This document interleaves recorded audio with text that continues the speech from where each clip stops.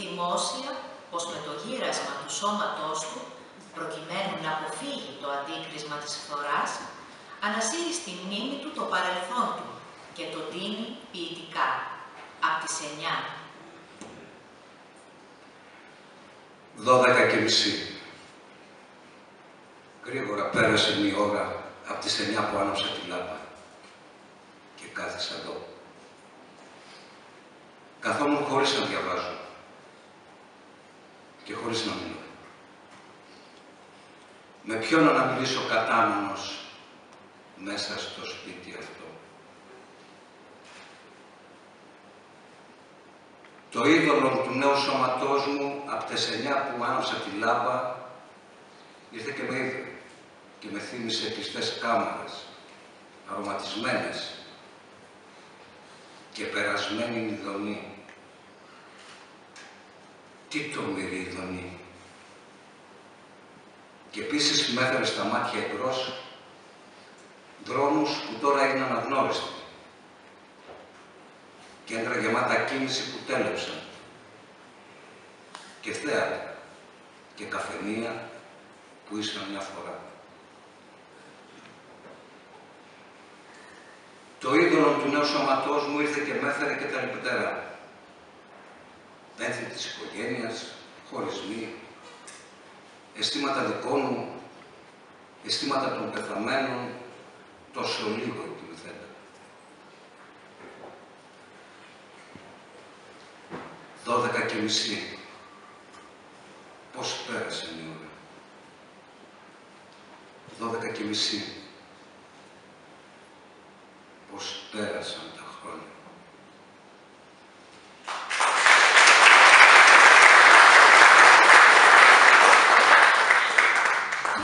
Ο σύγχρονος άνθρωπος, εγκλωβισμένος μέσα στη δραματική μοναξιά που του επιφύλαξε ο πολιτισμός του, αναζητά εν αγώνια ένα παράθυρο, ένα φως στην αλήθεια, προκειμένου να βγει από το αδιέξοδο λογικής λύσης, ενώ παράλληλα και ταυτόχρονα φαντάζει να φοβάται να αντικρίσει την αλήθεια, τα παράθυρα.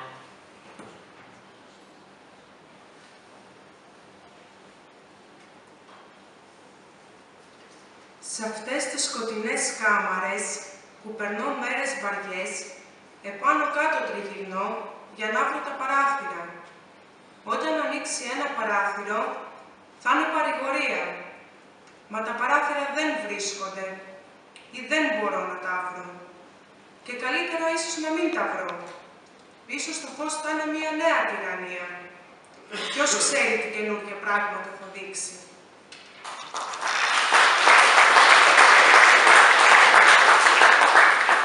Ο άνθρωπος, για να αποδείξει την ηθική του συγκρότηση και τη σταθερότητα του χαρακτήρα του, χρειάζεται να βρεθεί αντιμέτωπος με δίλημμα ηθικού βάρους. Απ' την επιλογή του και μόνο θα κριθεί. Και φέτσε il gran rifiuto.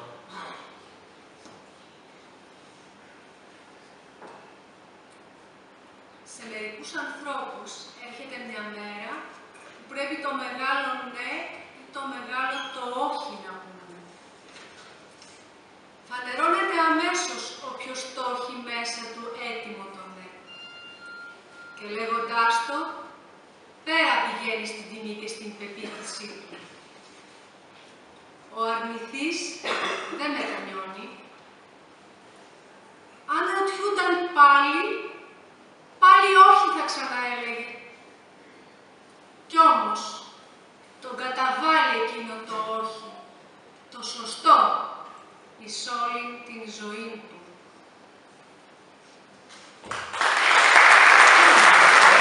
Ενώ φέρει τον τίτλο «Εν μεγάλη ελληνική απικία 200 π.Χ.», γραμμένο πριν από 85 ακριβώς χρόνια, η προφητικότητα, η διαχρονικότητα και η επικαιρότητά του θα μπορούσε κάλλιστα να του δώσει τον ακόλουθο τίτλο «Εν Ελλάδη στα 2013 μετά Χριστόν».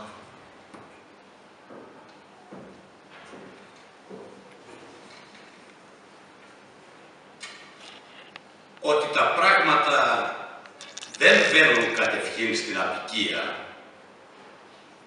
δεν μένει η ελαχίστη αμφιβολία. Και μόνο που οπωσούν τραβούμε μπρος, ίσως, καθώς νομίζουν ούκο λίγοι, να έφτασε ο καιρός να φέρουμε πολιτικό αναμορφωτή. Όμως το πρόσκομα και η δυσκολία είναι που κάνουν μια ιστορία μεγάλη το κάθε πράγμα για να μορφωτέ αυτή. Ευτύχημα θα ήταν αν ποτέ κανείς δεν τους χρειάζονταν. Ευτύχημα θα ήταν. Για κάθε τι, για το παραμικρό, ρωτούνε και εξετάζουν.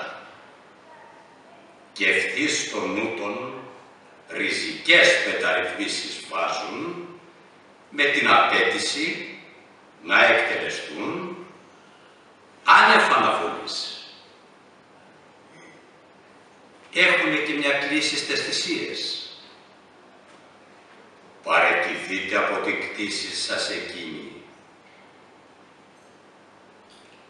Η κατοχή σας είναι επισφαλής. Οι τέτοιες κτήσεις βλάπτουν ακριβώς τις αδικίες. Παραιτηθείτε και από την πρόσωπον αυτή και από την άλλη, τη συναφή, και από την τρίτη τούτη, ως συνέπεια φυσική. Είναι μεν ουσιώδης, αλλά τι να γίνει, σας δημιουργούν μια επιβλαβή ευθύνη. Κι όσο στον έλεγχό τους προχωρούνε, βρίσκουν και βρίσκουν περιττά και να παυθούν ζητούνε, πράγματα που όμως δύσκολα τα καταργεί κανείς. Και όταν με το καλό τελειώσουνε την εργασία και ορίσαντες και περικόψαντες το παν λεπτομερώς απέλθουν, παίρνοντας και τη δικαία μισθοδοσία, τότε να δούμε τι απομείνει πια μετά από τόση δεινότητα χειρουργική. Ίσως δεν έφτασε ακόμα ο καιρός. Να μην βιαζόμεθα. Είναι επικίνδυνο πράγμα η βία. Τα πρόωρα μέτρα φέρνουν μεταμένεια. Έχει άτομα πολλά, βεβαίως και δυστυχώς, η απικία. Όμως υπάρχει τι το ανθρώπινο χωρίς ατέλεια. Και τέλος πάντων, να, τραβούμε εμπρός.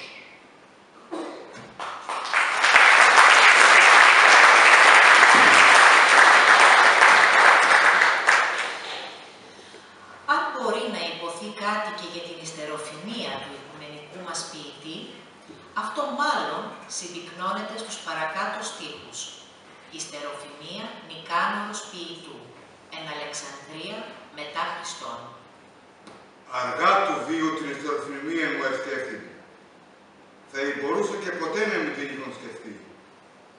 Όχι πως θα την ήθελα υπερθέτως, μα να προφθάσω επίγα των επιζώντων τιμωτεδοξία, τα ψεύδη, τις κολακίες, τους άφθονους επένους που με σπουδήν προστρέπουν και εν ζωή ακόμα να περιβάλλουν με μηδενικά επιτίδια την τύβερον της ποιητικής αυρότητος και με εμπάθεια πολύ μαζί και με τα θάνατον ακόμα και αυτής διακρίσεως αποστερούν αξία στα συμβιβάς τους.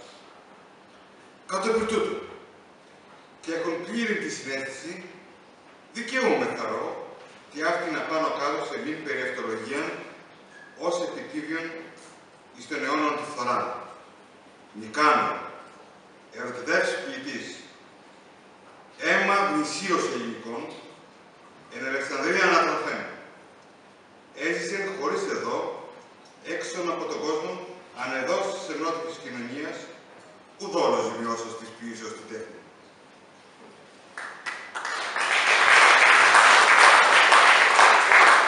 Να μου επιτρέψετε εδώ μια παρατήρηση. Ο κύριος Δημητρός είναι εδώ. Είναι εδώ. Τον αναγνωρίζετε? Όχι.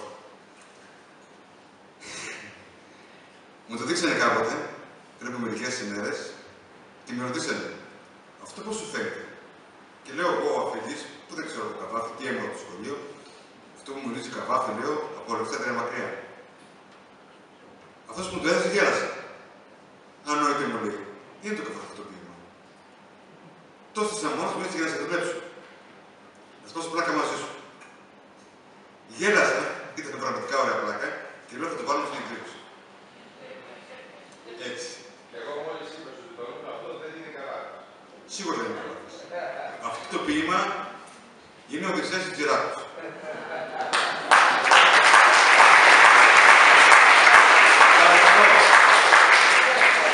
Τον κύριο του Τζιράκο, τον Οδυσσέα, να έρθει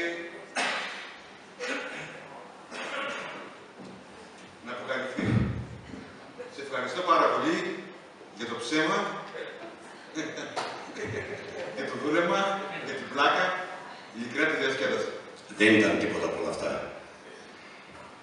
Εφόσον αισίως έκλεισε αυτή η εκδήλωσή μας, θέλω να σας ευχαριστήσω από βάθος καρδιάς όλους σας, γιατί και εσείς με τη συμμετοχή σας και τη συμπαράστασή σας και εμείς αποδείξαμε ότι η πόλη μας, η επαρχία μας, μπορεί να παράξει πολιτισμό.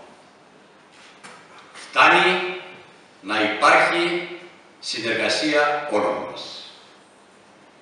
Θα ήθελα ακόμα να σας πω ότι έχουμε μπροστά μας πολύ δρόμο.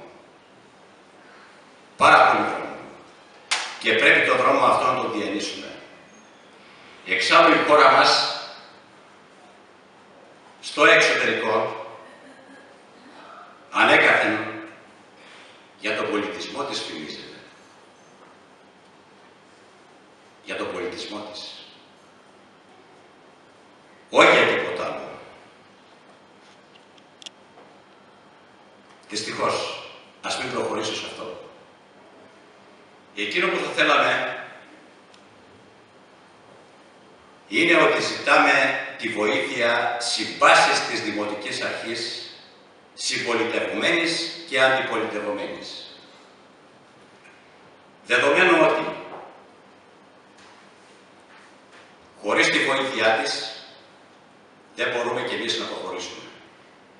Και θέλω να τονίσω κάτι απλό ακόμα. Ο πολιτισμός δεν φοράει παραταξιακές ετικέτες, αλλά και δεν χωράει μέσα σε πολιτικά στεγανά. Όπως επίσης δεν δίνει χώρο ποτέ σε πολιτικές σκοπιμότητες. Αυτό ας μας γίνει συνείδηση, γιατί πρέπει να μας γίνει. Μένω με την αίσθηση ότι κάναμε μια πάρα πολύ σωστή δουλειά. Θέλω να πιστεύω. Και θέλω να ευχαριστήσω όλα τα παιδιά που λάβανε μέρος. Άλλωστε, το έχω τονίσει πάρα πολλές φορές. Δεν έχει να ζητέψει τίποτα από τους επαγγελματίες ηθοποιούς.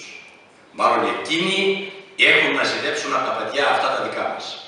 Και το έχουν αποδείξει έπρακτα τόσες και τόσες φορές. Επιπρόσθετα, θα ήθελα,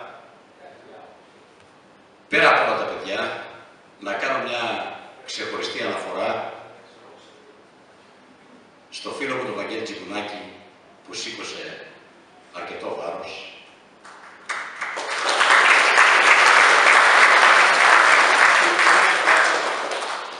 Στον Αχιλλέα τον Αρχοντή,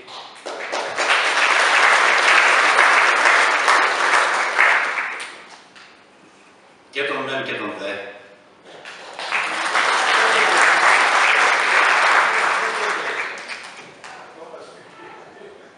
στην πρώην δήμαρχο, την κυρία Χριστούνα,